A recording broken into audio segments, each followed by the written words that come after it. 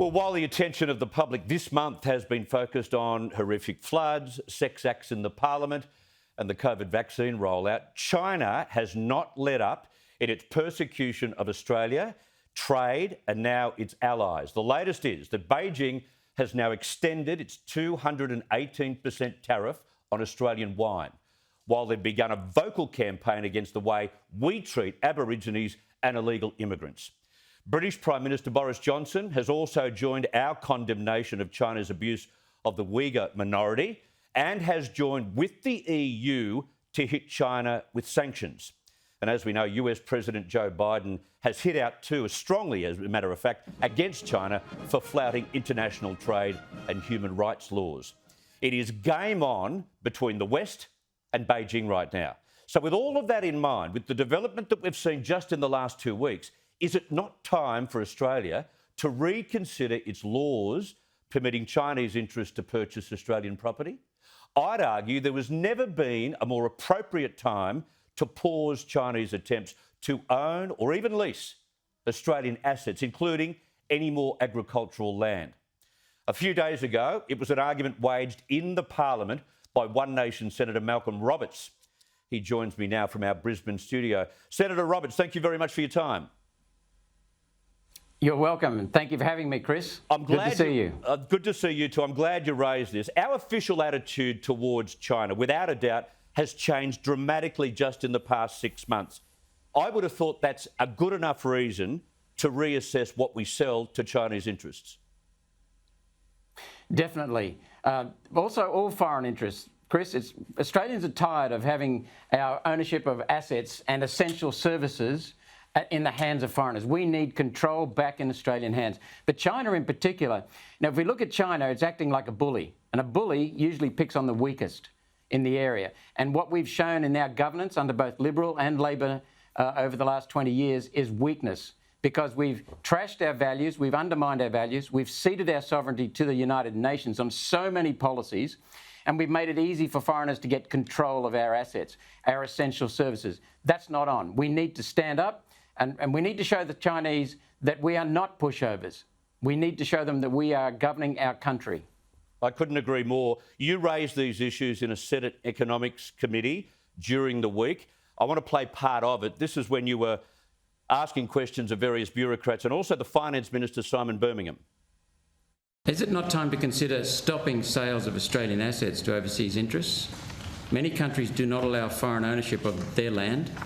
Investment in Australia is fine and may include long-term leases, but we need to start selling off our country. Is there any consideration being given to at least stopping sales of land to citizens of those countries that don't allow Australians to own land in their countries? I think, Senator, as the Minister has said, the positive impact of foreign investment is very, very obvious. I don't dispute that, and I agree with that. But I think, Senator Roberts, it's particularly important, given the way you framed the question there, to understand the extensive restrictions that exist in relation to foreign investment in residential property.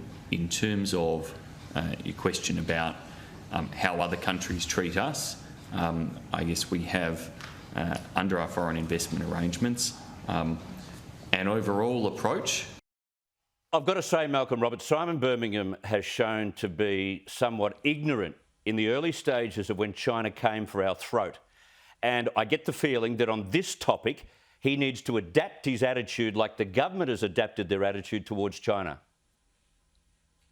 I agree, but not only the federal government, Chris, our state government up here in Queensland is pathetically weak.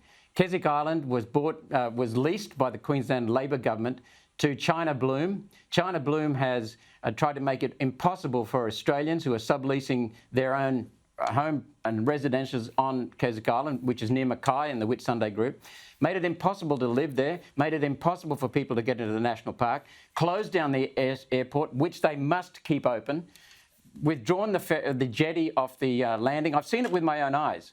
And that is a condition of the lease as well. They've trashed turtle nesting areas. They've trashed the reef nearby because of siltation and plastics from a shoddy road they built. people on Keswick Island have raised that with the state government. We've raised it with the state government. Nothing happens. So what we're saying to the federal government is get off your backside and enforce these conditions. It's no good just, you know, in 2017-18, Chris, there were 11,855 applications for ownership of Australian assets. 2 were rejected, 3 were withdrawn. Yep. That's 99.96 approved. And we've got to get control of our assets back. This is just terrible. We're ceding our sovereignty to the United Nations, ceding our sovereignty to the Chinese, ceding our sovereignty and control of essential services like electricity, transport, ports, and it's just not on. And let me come up with another reason why there needs to be a total refocus and review of what we do with our land when it comes to Chinese interest. The Chinese president only recently asked his military to be at the ready. Now, that to me is not a declaration of war. I don't want to beat this up, but it is far too dangerous to continue trading with this mob like we used to. I agree. We have to stand up for ourselves. And that's what I said in my first response to you, Chris.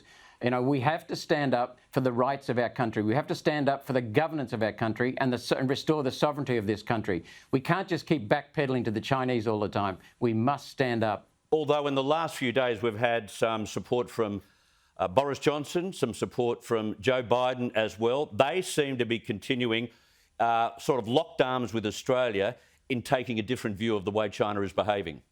That's got to be reassuring. And that's good to see. That's good to see. You know, we've supported a crossbench motion to have an inquiry into the relationship between China and Australia. Just inquiry into the relationship. Yeah. The Federal Labor Opposition and the Liberal National Party government have both ganged up to deny that inquiry. All we want is an inquiry into the relationship. The crossbenchers have supported it and the Greens have supported it.